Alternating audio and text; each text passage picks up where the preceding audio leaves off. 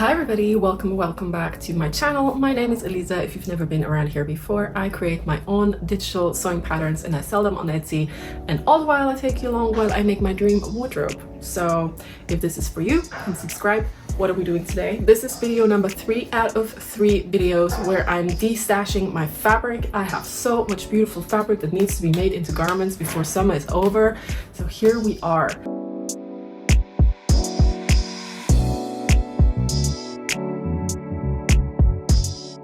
We have made brilliant progress so far working off the mood board that I have created a couple of weeks ago. We have made a beautiful red gingham dress. We have made a polka dot smock dress that's just perfect for everyday wear. We have made a white boho skirt that's perfect for any type of picnic situation that you can imagine yourself in. And we have scrap busted some black linen into a really cool, unique summer top. So that's where we are so far as I'm aware. We now need to continue. There's still a few things left on the mood board, and I unintentionally kind of left the more complicated things for the end.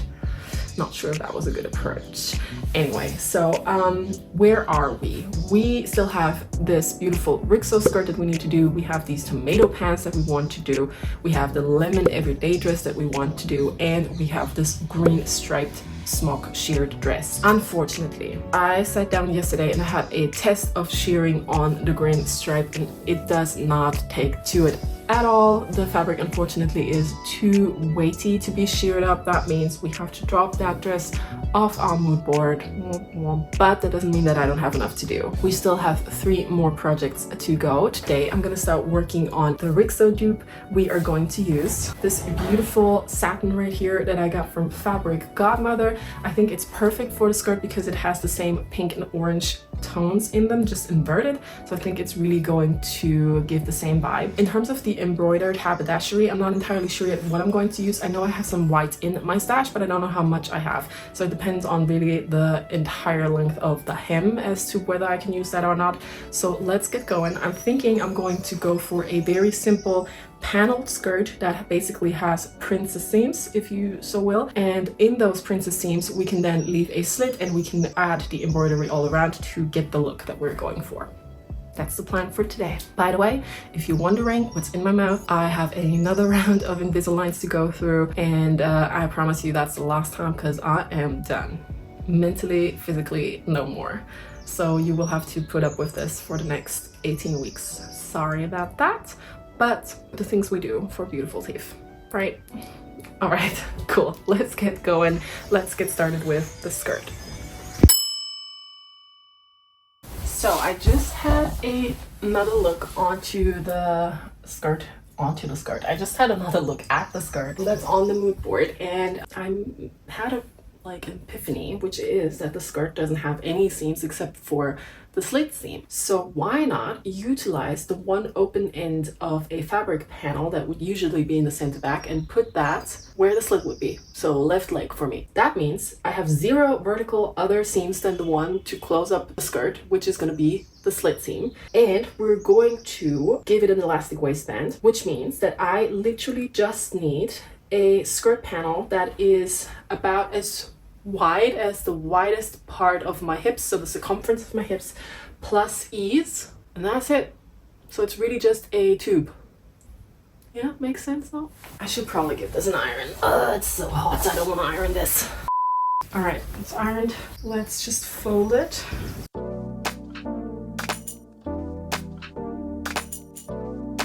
And when I now take this piece and just wrap it around me like this, we can already see what this is going to look like. So I'm gonna have a slit right here.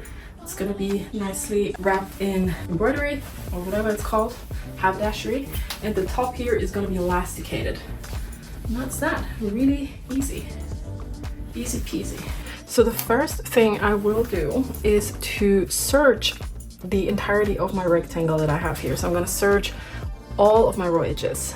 All right, so here we have the rectangle all cleaned up. All of my raw edges are now serged, and now I'm going to just fold it in half and then pin along my opening, which is going to be my skirt slit.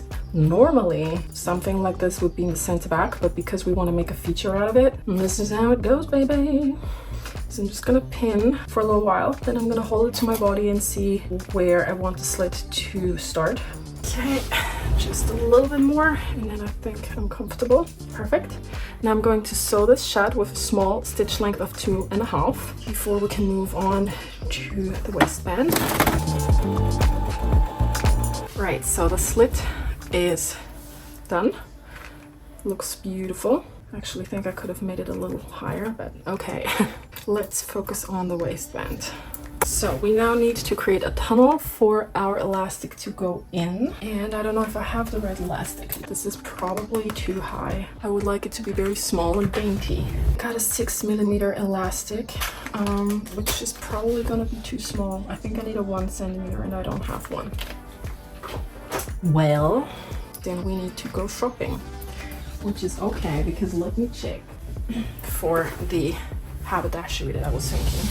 Okay, so this is the haberdashery I have. Let's see if that's enough. We need, oh, it might be enough, great. Exactly this amount, which is the hem circumference. Great, okay. And then we need the slit, double the slit. Oh, plenty, we have plenty, that's perfect, okay.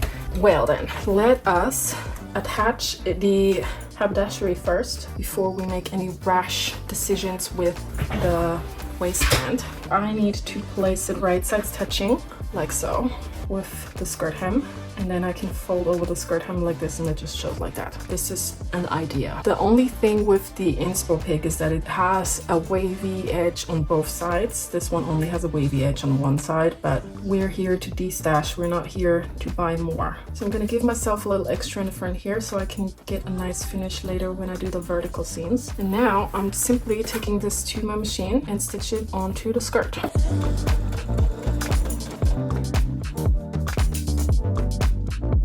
Okay, so what I'm trying to do now is to match up the pattern of the embroidery, but at the same time give myself a 45-degree angle so I can nicely sew this together later. So this is kind of what I'm going for. And that means that the embroidery is a little less showing less in the slit area, which is fine for me.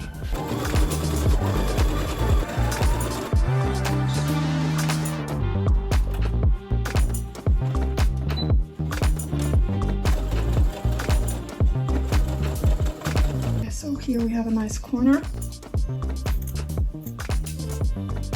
Perfect. All right, so we have all of the embroidery attached to our edges and the hem. And what I'm gonna do now is to understitch the seam allowance so that this area here always faces up into the skirt. For that, I've changed my top thread to pink, so it's more or less invisible. Starting from my hem, placing this into my machine, and I'm gonna try to stitch as close to the edge as possible.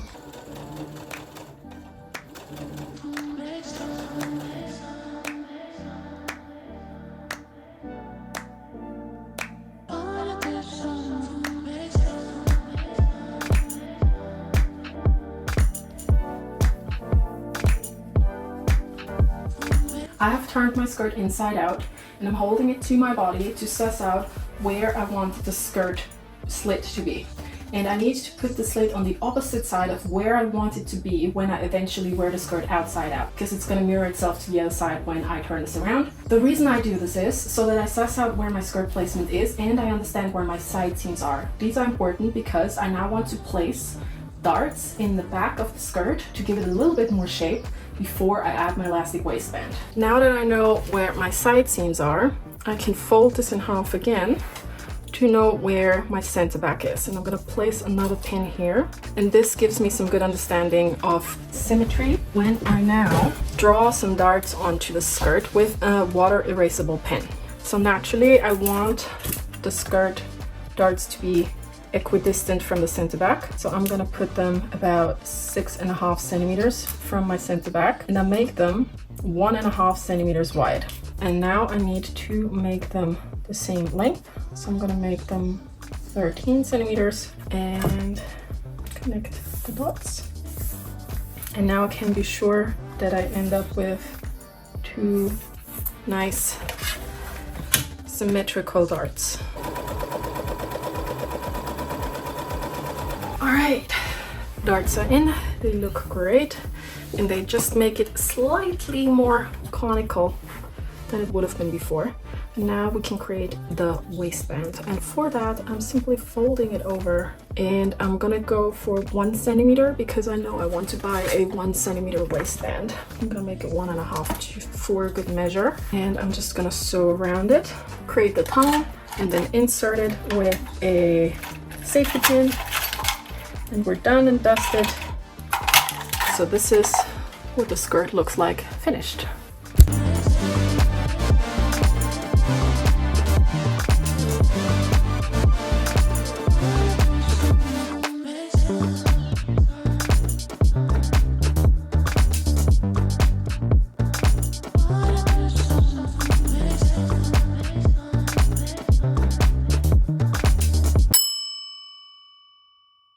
Good morning. It is the next day. We have finished the Rixo dupe yesterday, and I'm feeling okay about it. I don't know yet exactly if it's entirely what I wanted it to look like on me. Today is the day of the tomato pants, except we're not making pants anymore. I dreaded making these pants, which is never a good sign, probably due to multiple reasons. A, pants are notoriously hard to fit unless they come together magically, which they hardly ever do. I also don't know how much I was gonna wear tomato pants because they're quite distinct, and also now with the weather being as hot as it is 30 degrees right now, which is why my hair is wet. I don't see myself wearing a lot of pants, if you know what I mean. So I'd rather make a dress out of this. Now this is stretch denim, which means that we could make anything out of this. It's not very weighty, it's quite thin, which actually makes it ideal for a dress. And I was thinking, okay, we have a quite busy pattern. What silhouette would fit such a busy pattern? And also what silhouette and what pattern would fit denim? And then it came to me, the Jackie dress. The Jackie dress is perfect for this specific material, and it is perfect for summer as well. I don't have a Jackie summer version. I only have my wool version, which would kill me if I would wear it right now. So that's what we're gonna do. I'm gonna check now if I have a printed version of the dress somewhere, and if I don't, I have to print it and put it together, and then we can get going.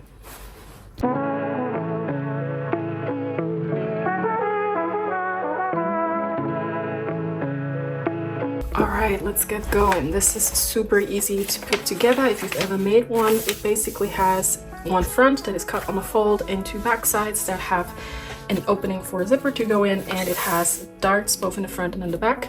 So really all you need to do is sew those darts in, join front and back, try on the dress, put in a zipper, and add the facing. So it's really simple. And because there is a tutorial for this pattern already on my channel, I'm not gonna go in depth about how to assemble these pieces because, again, super straightforward. So let me fast paste this for you until we reach the facing maybe.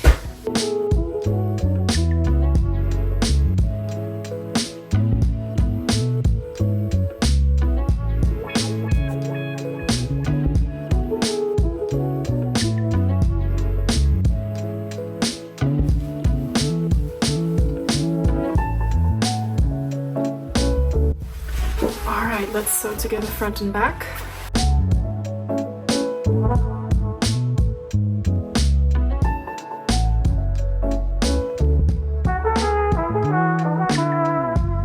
Dry fit. Looks great. Let's finish it.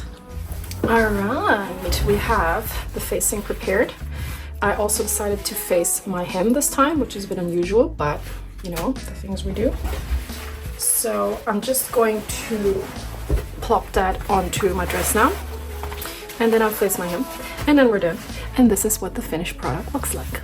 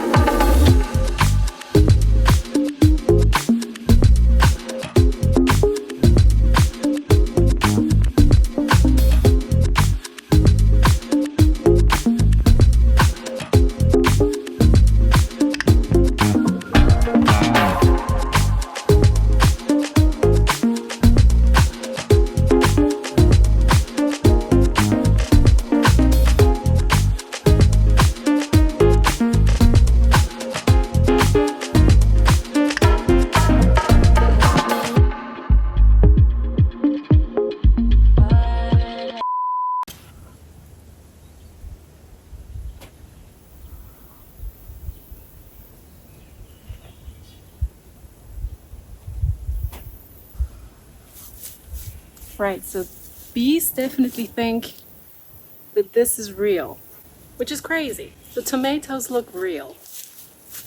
Never stop moving. All right, guys, new day, new project, probably the last one in the series. Can you believe it? I can't. I can't believe that I've worked through 7-1 projects. That's good. I approve. So we are going from tomatoes to lemons because today I'm going to work with the lemon linen print, and we're going to make something that resembles this dress but different. So what I want to do is to create a button-down shirt dress with godets in the skirt to give it a nice volume and flow in that area. We are also going to create a belt for it most likely because I think that's going to look cute. And all in all, it's very much going to resemble this linen shirt right here. This is my favorite linen shirt that I own. I like the proportions of this on me. I think it looks perfect for my silhouette and my stature. And what I'm aiming to do is to copy this, digitize it, because I can use a button-down shirt in my digital stash for sure, extend it, and give it godets for the skirt. That is the plan. So what I've done now is I've ironed this, which is why it looks so crisp. I laid it out flat on my bed and I measured all the important points. So the shoulders, the collar width, the collar height, the button tape length, etc., etc., etc., the sleeves. And now I'm going to try to reproduce, with the help of these pictures, this pattern on my Illustrator. That's the plan. We're going about this very professionally. Let's go. So this is the fabric that I was talking about. It's gorgeous, it's breathtaking, it's beautiful. I'm obsessed with it and it's gonna look amazing for this pattern. Now I need to take into consideration how much of this I have. This kind of looks like 2.5 meters to me by maybe 140. That's probably how big this is. I'm gonna double check my order. That is important because this is how much we can use for this pattern. So that's the real estate we have and I want to use as much of this as possible, if not all of it. Let's get to drafting the pattern.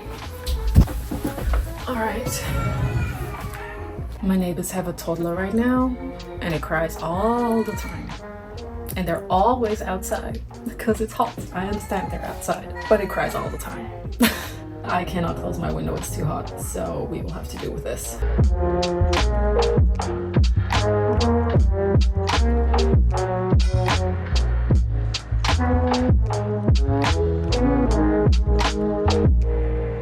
Here we are, a pattern has emerged, and now I'm gonna print it.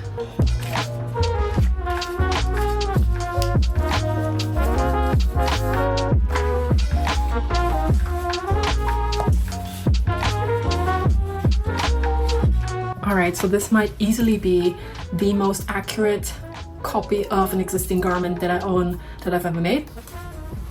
Little flex right there. So since the rest of the dress, so the bodice, is super loose, it's not fitted at all, I do feel confident in cutting all of my pieces from my shell fabric straight away. I don't see why that would be an issue. Let me think about this 5 more minutes and then I'll reconvene with you.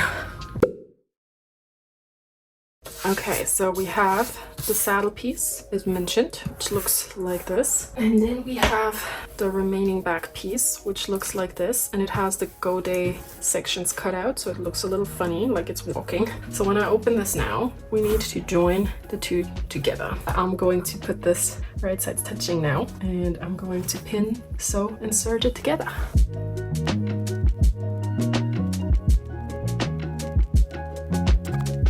Alright, now I'm fetching my front pieces and I put those right sides touching onto the back.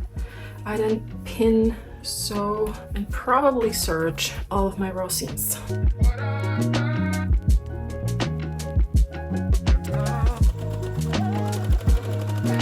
Alright, so dry fit.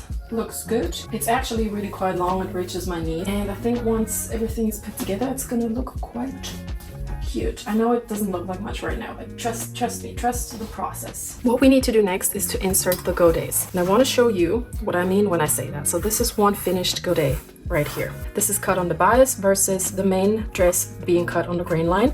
And that just gives it a super nice flounce when we eventually wear it. This is not pressed, by the way. It's gonna look much nicer when it is. Now the difficulty of a godet is this section right here.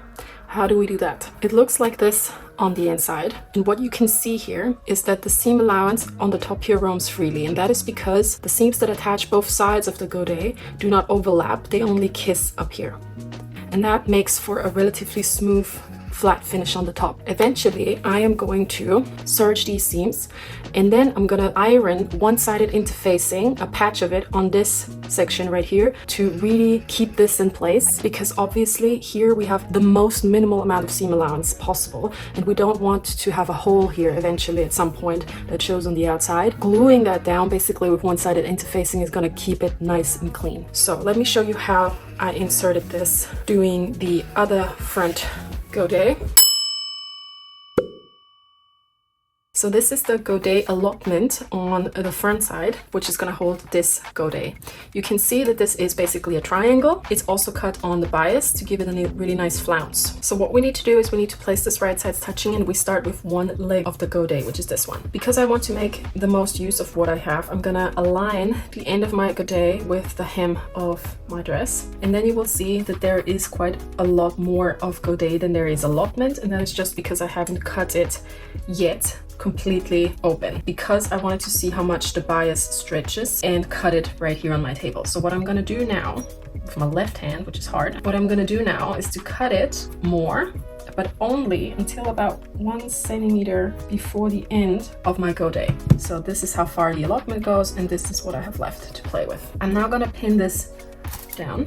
And then, because again this is cut on the bias, there might be some ease compared to the on the grain cut piece, which is the main bodice. There might be some ease you have to hold in, but with this side it seems to be okay. So I'm just roughly pinning it, and then place some more pins in between the ones that I've already put down to keep everything nice and tight. So now my goal is to sew down this side of the leg and reach exactly where my needle protrudes right here. This is exactly where I want to end up with my seam. So I'm going to sew this down now.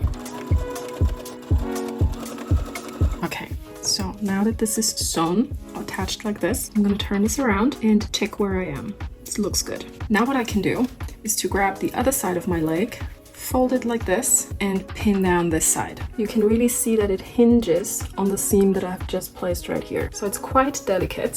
So I'm now pinning the other side. There's more ease on this side than on the first, so I will have to ease it in a little bit, pin it down. And now it is essential that I end up with the second seam that I placed, that I end up exactly kissing the first seam that I have placed. We do not want to overlap that, because otherwise we're gonna have a little crunched up area that we don't want.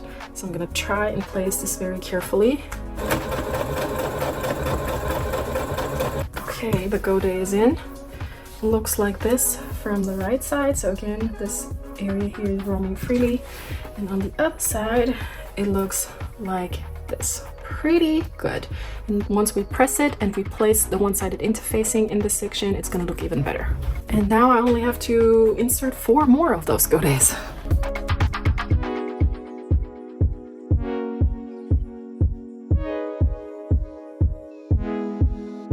These are little squares that I cut from one-sided interfacing, and I'm gonna use them now to secure these little tips here.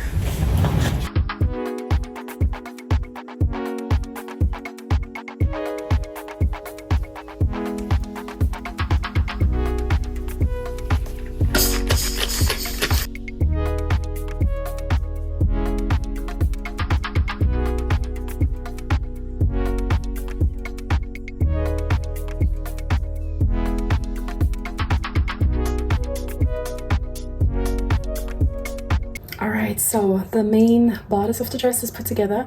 I'm now going to start with the itty bitty gritty bit, which is the cuffs and the collar. So I'm going to attach the cuffs to the sleeves for starters, and then complete the sleeves, and then put together the collar completely before I attach it to the dress. Sleeves look as such, and they do have slits that we still need to place. For the slits, we also need straps like these, or strips of fabric like these, so we can actually face them, finish them, have them look nice and not frayed and raw. So what we need to do, open up the sleeves like this, and then I place this slit on one side only. And then at the end of this, I cut a little V. So we can straighten up the slit and use these strips of fabric to finish it. So I will press these for starters. So I have now pressed these strips into basically bias binding, you could say. Looks like this. I'm gonna use this now to clean up these edges. So I grab one layer of sleeve and I just fold the raw edge in between my bias binding.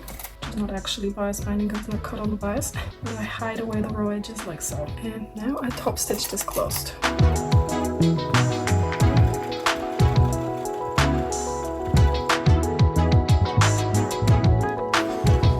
So this is what our sleeves look like at the moment. They are sewn together. We have the slit prepared, and now I need to attach my cuff, which looks like this. I have 4 layers of cuff, 2 for each sleeve, like this. And first I'm going to start by sewing around the perimeter, leaving the top open.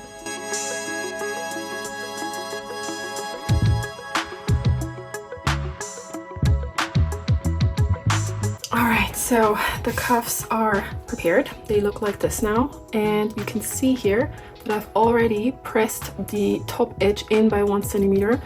And I also put some fusible interfacing inside the cuff so it's more cohesive and put together. So really, it's only this first centimeter that's still open, and I'm going to use that to attach the cuff to my sleeve. So fetch a sleeve. Naturally, the cuff starts right here where the slit is. So I need to align the slit with the end of my cuff right here. So I'm feeding the end of my sleeve into that first centimeter of cuff, and then I pin it like this, and I continue to do this until everything is pinned together.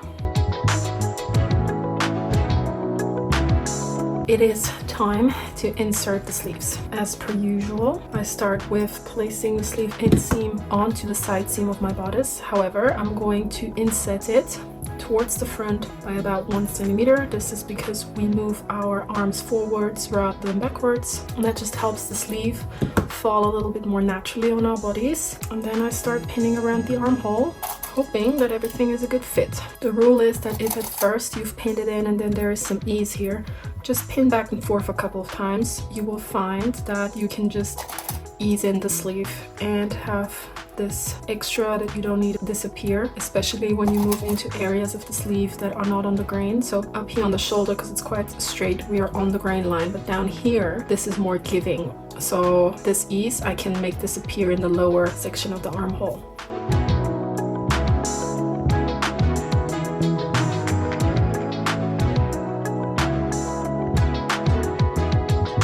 Alright, we're entering the final stretch, if you can believe it. This came together so fast. I've been sewing on this only since this morning and we're almost done. I think I will complete the dress today, except maybe for the buttons, because those are always a bit anxiety inducing, but we'll see. Who knows? Who knows? Alright, so this is our collar. We need to put that together now.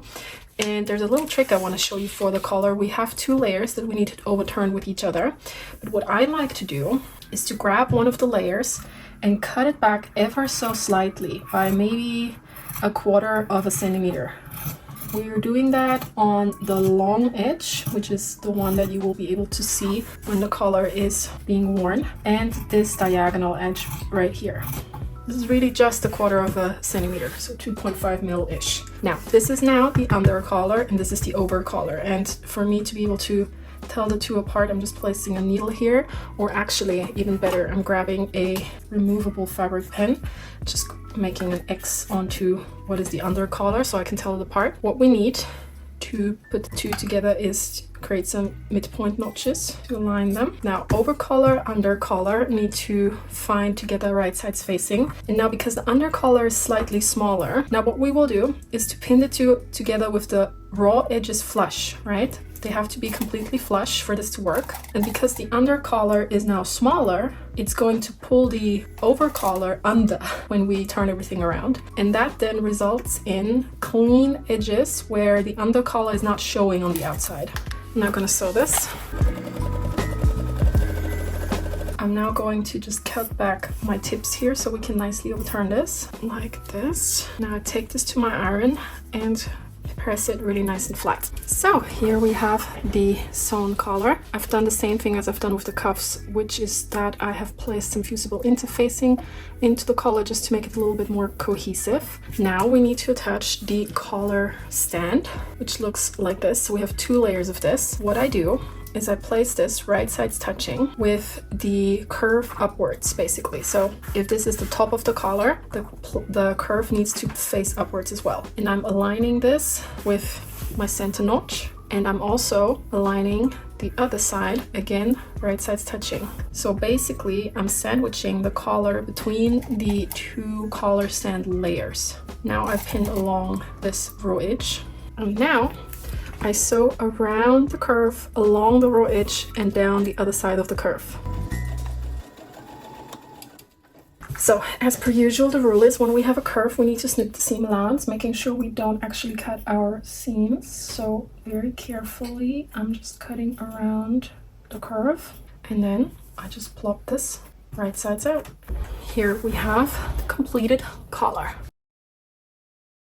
All right, we're on to the last step. How exciting! We need to attach the button tape before we can attach the collar. Actually, I realized. So we have this raw edge here, center front. We have 1 layer of button tape, which is really just a long strap with a particular measurement. What we need to do is to grab 1 button tape and place the blouse left side onto the right side of the button tape. I pin down the length. I now sew down the length. I now go and press this like this, fold over the button tape by 1 centimeter and fold it over what I've just pressed, like so, to complete the button tape. Right, and now to complete attaching my button tape, I simply top stitch it from the right side to make sure it's forever down. Alright, I'm tired and I'm sweaty, but I want to finish this, so we are going to attach our collar. Last step. This needs a good press now. The inside of the collar stand is folded under like this, and then I'm going to top stitch once again. Maybe somehow we've always known that we have chemistry, but always chasing after someone else. So this took me by surprise. Oh yeah, even in my wildest dreams, I didn't think we were destined to be. And now you're laying next to me. Everything feels like, oh yeah, wanna give you every part of me. I can't believe this is reality. And now you're laying next to me. Everything feels like, oh yeah.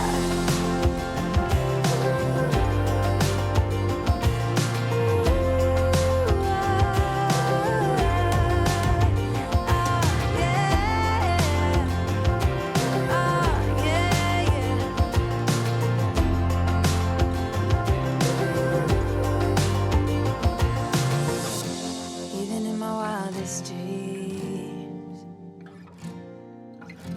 even in my wildest dreams, oh yeah, even in my wildest dreams, I didn't think we were destined to be.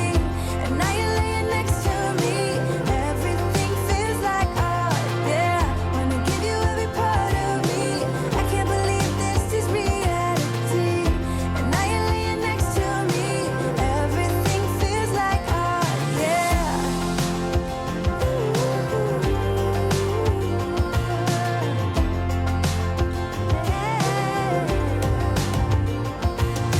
Hi everybody. So, little exit interview. I forgot to film a exit sequence for this marathon and I can't let that stand. I'm not where I usually am. I'm at my parents' house in Austria right now, which is where I'm taking a summer break at the moment.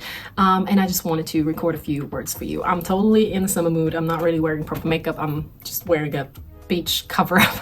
It is super hot here right now. So please forgive me the scene that you find me in. However, I just can't let you go without saying a few things. First of all, I'm super stoked about how all of this turned out.